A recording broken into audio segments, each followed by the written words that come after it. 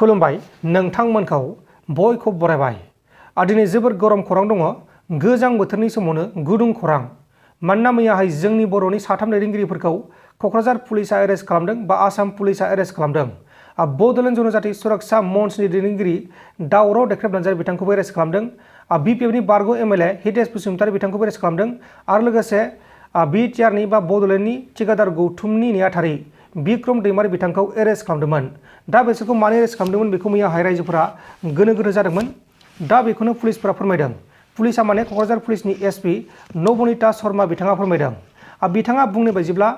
हितेश बसुमतारीनि न'खरनिफ्राय हाथियारखौ मोन्दों आरो बिसोरखौ एरेस्ट खालामनायनि गुबै जाहोनानो जाहैबाय बिथांमोना बर' हारिनि गेजेराव गोदानै हाथियार हमग्रा आफाद दानो नागिरदों होननानै बुंदों आरो दा बे बेसेबां सैथो बेखौ नायबिजिरगासिनो दङ आरो बे खौरांखौ क'क्राझार पुलिसा खौरां मोननानै बिसोर साथामखौ एरेस्ट खालामदों आरो गुबुन फारसेथिं हितेश बसुमतारी न'खरनिफ्राय हाथियार मोन्दों M16 राइफल आरो AK-47 राइफल मोन्दों होननानै पुलिसा बुंदों दा बेनि गुबै जाहोनखौबो पुलिसा फोरमायदों क'क्राझार पुलिसनि एसपि नबनीता शर्मा बिथाङा खौरांगिरिफोरनि सिगाङाव बुंनाय बायदिब्ला बिथाङा बुंदों जेनेबा जायबा दावराव देख्रेब नार्जारी बिथांमोना बर' हारिनि गेजेराव गोदान हाथियार लाग्रा आफाद दानो नागिरदों होननानै बुंदों बिक्रम दैमारी आरो दावराव देख्रेब नार्जारी बिथांमोनखौ क'क्राझार डिस्ट्रिक्टनिफ्राय एरेस्ट खालामदों बिक्रम दैमारी बिथाङा गावनि बिसिनि न'आव आलासि जानो थांदोंमोन बे समावनो बिथांखौ बिहावनि न'खरनिफ्रायनो एरेस्ट खालामदों लोगोसे दावराव देख्रेब नार्जारी बिथांखौ गावनि न'निफ्रायनो एरेस्ट खालामदों फुंबिलिनि 2-3 रिंगासो समाव एरेस्ट खालामदों गुबुन फारसेथिं बेबायदि हरनि समाव एरेस्ट खालामनाया आयेननि बेरेखा होननानै बनसु आफादा दाबि दैखांदों आरो बेनि सायाव एक्सन लागोन होननानै बनसु आफादा दाबि दैखांदों आरो गुबुन फारसेथिं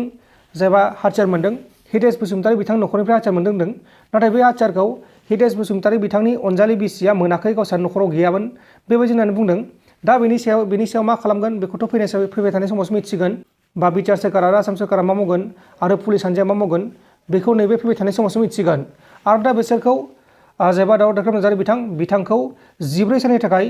जुडिसियेल कास्टडि एबा जोबथेसालियाव हरनाय जाबाय आरो गुबुन सानै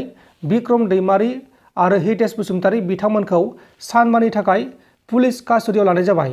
दा बिसोरनियाव सोंथि खालामगोन माबोरैमोन माबोरै नङामोन नाथाय बे घटनाया बेसेबां सैथो बेखौ जों दाबो रोखा बुंनो हाया जायखिया क'क्राझार पुलिसा बुंनाय बायदिब्ला बा एसपि नबनीता शर्मा बिथाङा बुंनाय बायदिब्ला बिथांमोना हाथियार लाग्रा आफाद दानो नागिरदोंमोन बेनो आरोना लोगोफोर क'क्राझार जिल्लानि एसपि नबनीता शर्मा बिथाङा बुंनाय बायदिब्ला हाथियारखौ हितेश बसुमतारीनि न'खरनिफ्राय मोन्दोंमोन नाथाय हितेश बसुमतारी बिथांनि हिन्जावा बा बिसिया बुंनाय बायदिब्ला गावसानि न'खरनिफ्राय हाथियारखौ मोनाखै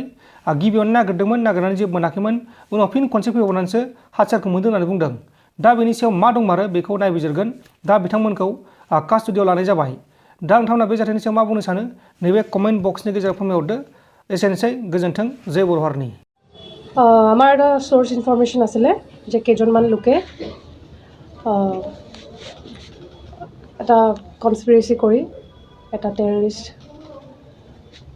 আউটফিট খোলাৰ প্ৰযোজনা চলাইছে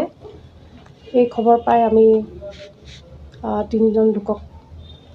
আটক কৰিছোঁ এতিয়ালৈকে আৰু এটা তদন্ত চলি আছে তদন্ত অব্যাহত আছে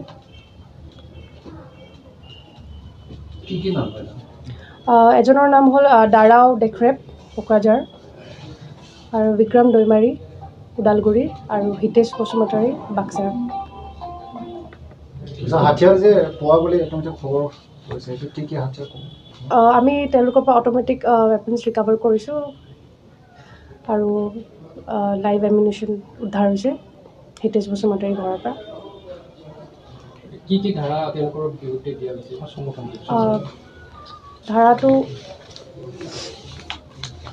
120B 121 121A 122 124A IPC